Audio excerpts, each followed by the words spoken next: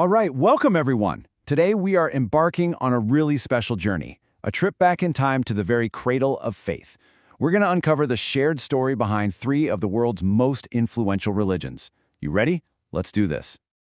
So, go ahead and strap in, get comfortable. We are powering up the time machine to watch history unfold right before our very eyes. And here we are, our first stop, the ancient Near East. Just picture it for a second. We're not just talking about empty deserts under a hot sun. No way. Think about bustling cities, crowded markets, places where brand new ideas traveled along trade routes just as fast as silks and spices. It's right here, in this amazing landscape, that our story begins. Okay, so this is it, the start of our big journey. We're here to dig into the shared cultural soil where three massive faiths sprouted up. Historians have a name for them, the Semitic religions. Now, think of this like a detective's checklist. Seriously, these are the common clues, kind of like the shared DNA that connects these faiths. You've got a belief in one God, a belief in a messenger sent by that God, a holy book full of their teachings, a whole community built around those rules, and finally, praying together in a specific place. Keep these clues in your back pocket as we go. So what in the world does Semitic actually mean? Let's make it simple. Just think of it like a family of faiths. They were all born in the same neighborhood, you know? And, as we're going to see, they grew from the exact same roots, even if their branches ended up pointing in different directions. Now check this out. Around the same time, right next door in Persia, there was a prophet named Zoroaster. He started a faith called Zoroastrianism, and it brought this huge new idea to the table. This epic cosmic battle between good and evil, with good, eventually winning. Keep that idea in mind, because we're going to see echoes of it later on. All right, let's fire up the time machine again. We're moving forward a bit. Our first major stop is with the ancient Hebrews and the faith they founded, Judaism. And this is where a guy named Abraham becomes absolutely central to our whole story. And that brings us to a super important term for our investigation, Abrahamic. It's the word historians use to connect Judaism, Christianity, and Islam. Why? Because all three of them trace their spiritual roots right back to Abraham. It's like they're all part of one big, sprawling family tree. You know, the history of the Jewish people is this incredible epic of kingdoms, exiles, and just pure perseverance. It kicks off with legendary kings like David and Solomon, who built this incredible temple in Jerusalem. But as you can see, things get complicated. The kingdom splits, it leads to centuries of invasion and scattering, forcing Jewish communities all over the world. But their deep connection to their homeland never, ever faded. And thousands of years later, after World War II, the modern nation of Israel was formed. Now, right at the heart of the Hebrew Bible, you find these 10 core principles. You've probably heard of them as the 10 Commandments. But they're so much more than just old laws. They're a blueprint for how to live an ethical life. And they didn't just shape Judaism. They basically formed the moral backbone for a huge part of Western civilization. Okay, let's tweak the dials on our time machine. We're staying in the same area, but we're jumping forward to the 1st century. Rome is in charge, and there's this feeling of anticipation in the air. A totally new, kind of revolutionary message is about to pop up from inside the Jewish world itself. So at this moment in time, the air is just thick with expectation.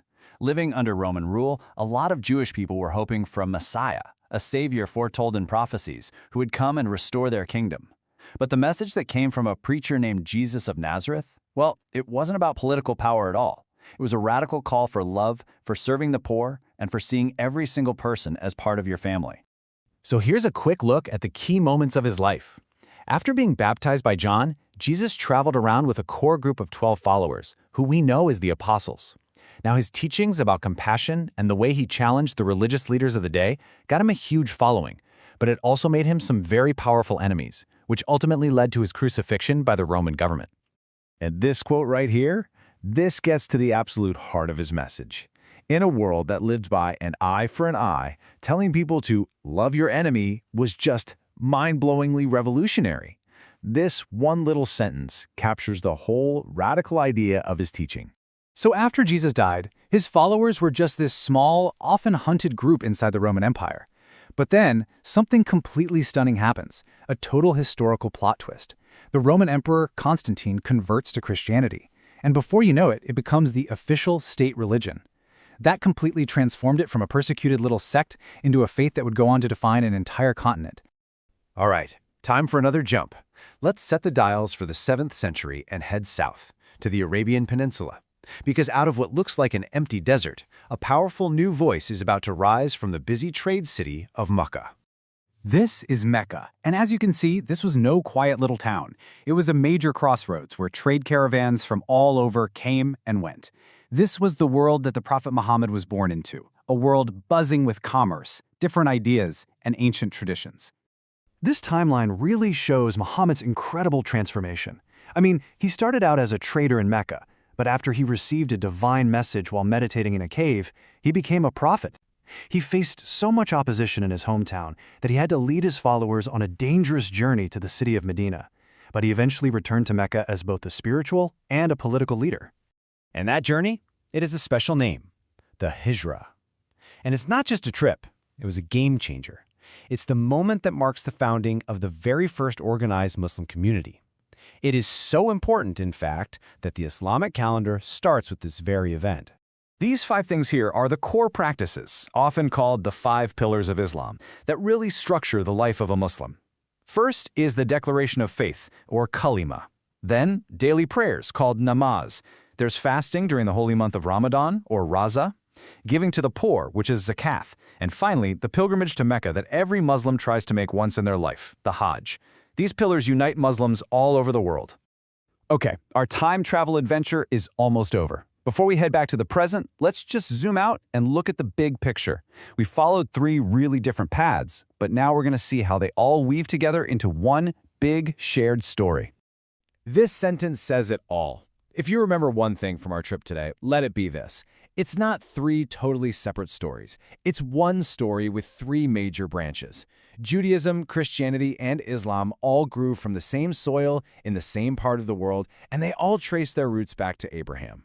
They are deeply historically connected.